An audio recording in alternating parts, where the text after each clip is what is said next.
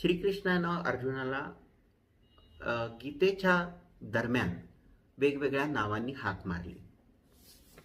ही नावं अर्जुन, धनंजय, पांडव, गुडाकेश, कौंतेय, पार्थ, महाबाहो, कुरुनंदन, अनंग, अनघ, भारत, भारतर्षभ, परांतप अशी नावं घेतलेली आहेत.